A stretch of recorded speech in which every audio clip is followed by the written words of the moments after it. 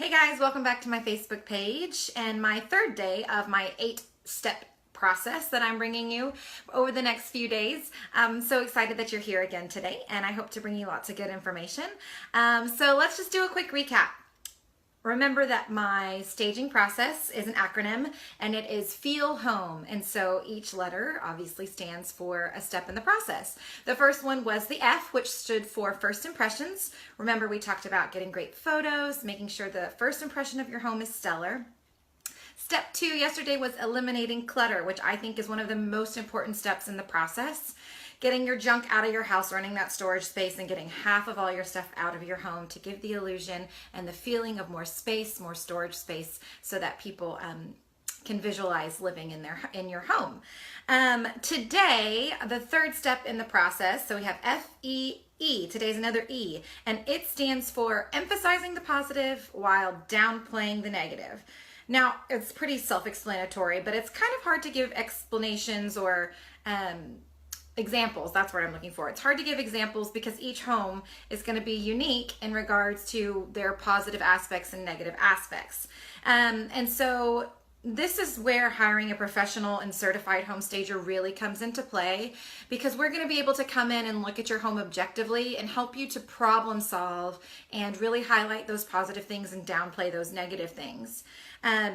It's really hard for homeowners to be objective about their own home because, let's face it, you're emotionally connected to that home. You know, you may have raised children there. You may have, had a really important part of your life happen, or season of life happen while living in that home. You may have objects or family photos that you feel really connected to, and it can be hard to detach yourself from that. And we're going to talk a little bit about that in one of my steps on down the process. But it can be really hard for homeowners to be objective. And so a professional home stager is going to be able to come in and give you that objective opinion in a way that is, tactful and sensitive, but still helping you to understand what needs to be done to get the home sold quickly and for top dollar. So, all right, I made some notes. So remember back to when we talked about first impressions, and we talked about going into each room and writing down kind of what grabs us and either positively or negatively about each room. And we talked about the kids' room and the great floor-to-ceiling windows and moving the bunk bed and then touching up the wall where the child had decided to do some artwork. Okay, so that's the kind of thing we're going to be talking about when we're talking about emphasizing the positive and downplaying the negative. That's a great example. Okay, you've got the great windows, but you want to downplay the fact that your child is an artist on walls and likes to make murals in your home. Okay, so that's a good example there. So another example might be, let's say, an outdated bathroom. Okay, maybe the fixtures are just a little outdated. The bathtub tile has seen better days. It's just not quite 2017, 2018. Okay, it's more like 1997. All right, which isn't necessarily a bad thing. It could be in great shape, but most home buyers are looking for things that have been updated. But we can downplay that and emphasize the positive. So let's say it's a little outdated, but you have a great, huge vanity with lots of space for makeup and hair products and all of those good things that people are looking for, vanity space.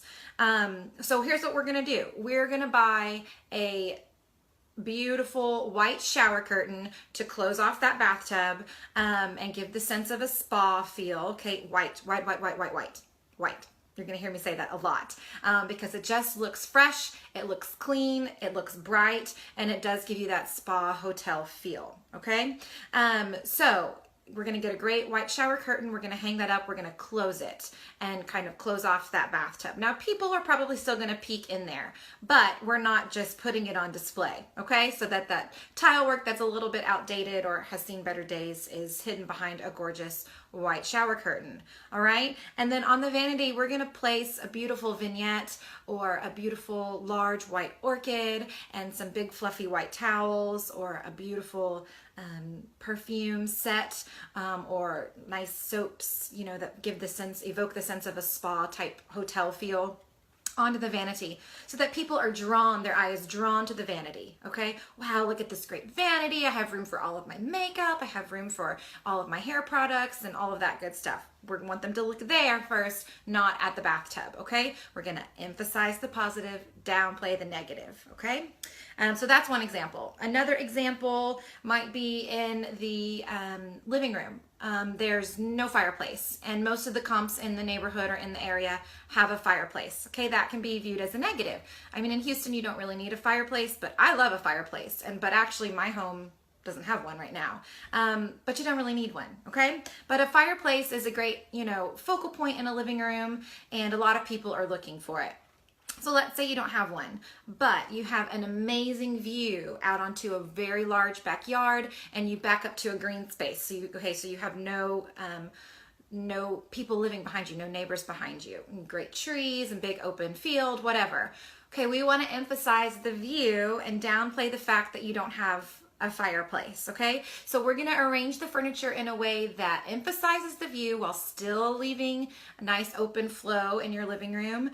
And we're gonna maybe, put up some great curtains to frame the windows.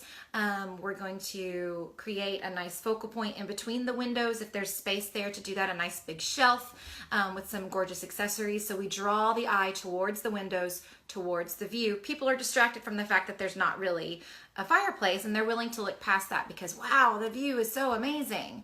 All right, so little things like that, okay?